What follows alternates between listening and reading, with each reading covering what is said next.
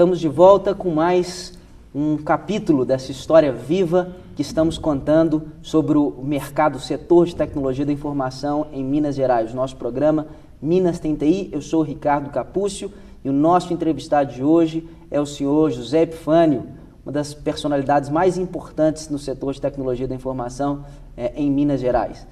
Epifânio, nós estávamos falando aqui no bloco anterior, você estava falando justamente da importância do associativismo.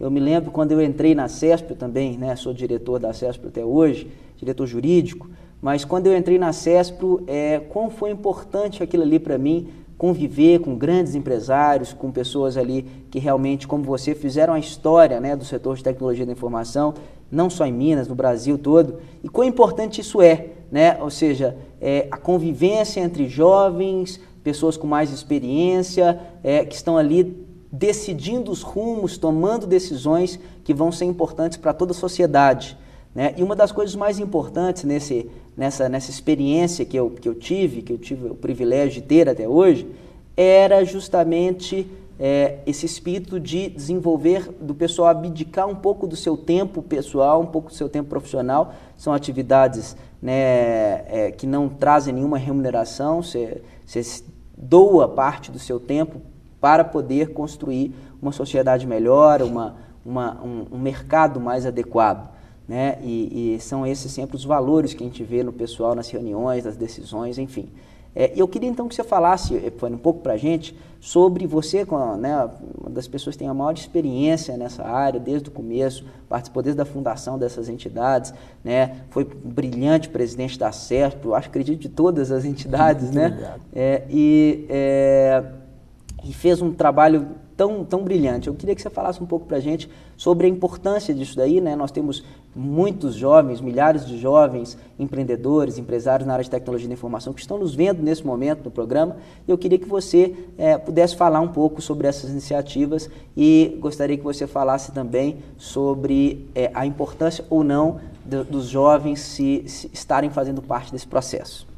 Eu acho que o principal ponto que me chama a atenção numa entidade do tipo da CESP, né, muito antes dessa explosão das ONGs que existem hoje, que são essa coisa de você não ficar esperando dos governos, de uma maneira geral, que eles resolvam os problemas das entidades, das empresas, eu acho que muito importante com relação a entidades do tipo da CESP, né, e na qual, nesse tipo, nós podemos enquadrar também a Sucesso, o sindicato, o Sindifor, e a Funsoft, né, são associações de pessoas interessadas no bem-estar geral, né?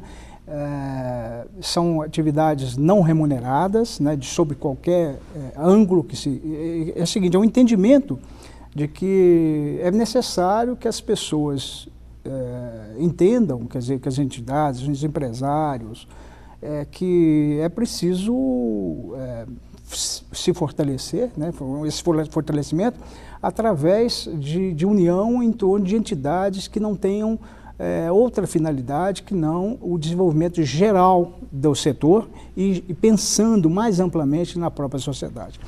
É claro que existem nessas entidades, vamos dizer,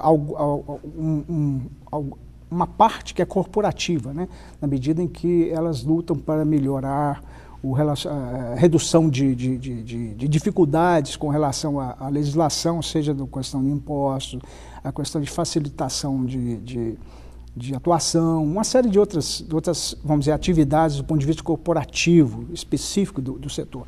Mas o mais importante é que a maior parte do tempo elas estão se conectando com outras entidades que nada tem a ver diretamente com o setor, né? Entidades como a Associação Comercial, como a Federação das Indústrias, a FIENG, na qual, inclusive, recentemente, o setor se associou, né, através do sindicato. Hoje é um sindicato ligado à FIENG, isso é muito importante para nós, né? Então, eu acho que esse ponto, vamos dizer, essa união de vocações para trabalhar para a sociedade, né, e não para as próprias empresas, como em primeiro lugar, mas para a sociedade, é um ponto alto dos componentes dessas associações. Eu tive né? Pude participar da CESP como diretor, como presidente, da Sucesso também como diretor, como presidente, e notei que as pessoas estão ali realmente com uma maior das boas vontades, né? E trabalhando com os olhos voltados para o conjunto da sociedade.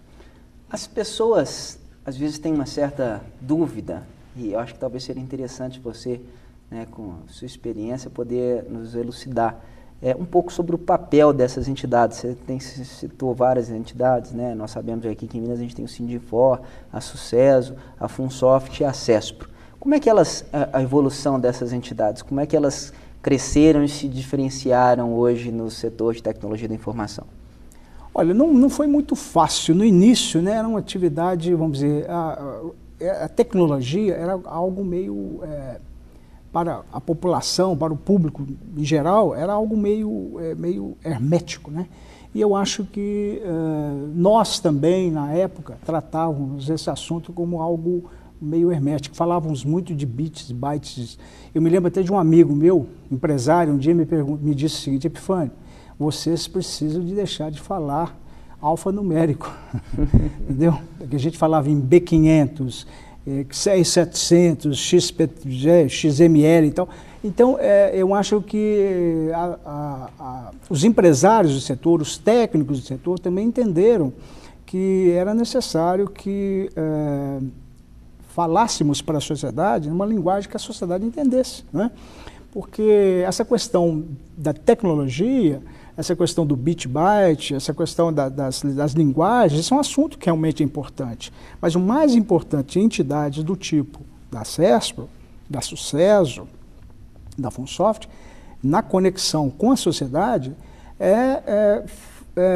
falar a linguagem que a sociedade possa entender, né? Mostrar que o setor de tecnologia, que a informática, é um insumo, né? Essa é uma grande dificuldade ainda na legislação. A legislação não entende tecnologia, a informática como um insumo, trata de maneira fiscal, de maneira tributária, como um móvel e um utensílio, e não é. Então, o tratamento tributário, o tratamento de todos os governos, de maneira geral, ainda tem uma certa... nós ainda temos uma certa dificuldade de fazer com que eles entendam que esse segmento é insumo para os outros segmentos, faz parte da cadeia produtiva de uma maneira muito importante. E eu cito um exemplo, no qual eu acho que nós estamos patinando. Você veja, por exemplo, qualquer equipamento, né, computador, equipamento que você compra no Brasil, para citar um exemplo simples, ele é 100% mais caro do que o mesmo equipamento que você compra, por exemplo, nos Estados Unidos. Então, grosso modo, nós pagamos o dobro daquilo que o mesmo empresário americano paga. Isso é por quê? Porque nós temos a questão dos impostos, né, que nós precisamos tratar isso de uma maneira melhor para desenvolver outros setores. Não é só desenvolver o setor de tecnologia, que também precisa desenvolver. Mas esse setor é importante para os outros. Então, você imagina assim, um empresário que precisa de 2 computadores, necessita de 2, é só para ter um. Uhum. Então, deveríamos ter alguma coisa aí, como um tratamento tributário mais adequado, também para os profissionais do setor, como, por exemplo, ocorre, não é novidade, como o taxista. O taxista tem o táxi, que é um instrumento de trabalho, e ele não tem nem IPI nem ICM. Isso está justo, isso é um instrumento de trabalho. As pequenas empresas, ou as empresas que desenvolvem tecnologia, não têm esse tratamento. Então nós poderíamos ter aí alguma coisa de tratamento semelhante. Por quê? Para que nós tenhamos um desenvolvimento mais adequado, mais consentâneo com a nossa capacidade, né, com a nossa criatividade, que é reconhecida, né, é preciso que nós tenhamos os instrumentos adequados. E esses instrumentos poderiam ter um tratamento tributário semelhante ao que se faz para os táxis. Perfeito, com certeza. Okay? Nas escolas, por exemplo, por que não tarifa zero para equipamentos para escolas? Com certeza, está lançada aqui a proposta. Isso então, é uma coisa que eu acho que entidades como a CESPRO podem trabalhar nisso de uma maneira, né, mais firme. Veemente. Está lançada aqui a proposta, eu vou para um rápido intervalo e no terceiro bloco nós vamos ter a oportunidade de oficializar essa proposta para a CESP. Um grande abraço e te espero daqui a pouquinho no terceiro bloco, na qual estaremos tendo a participação do senhor presidente da CESP, Túlio Ornelas, que estará ao vivo aqui respondendo a esta convocação, a esta proposição.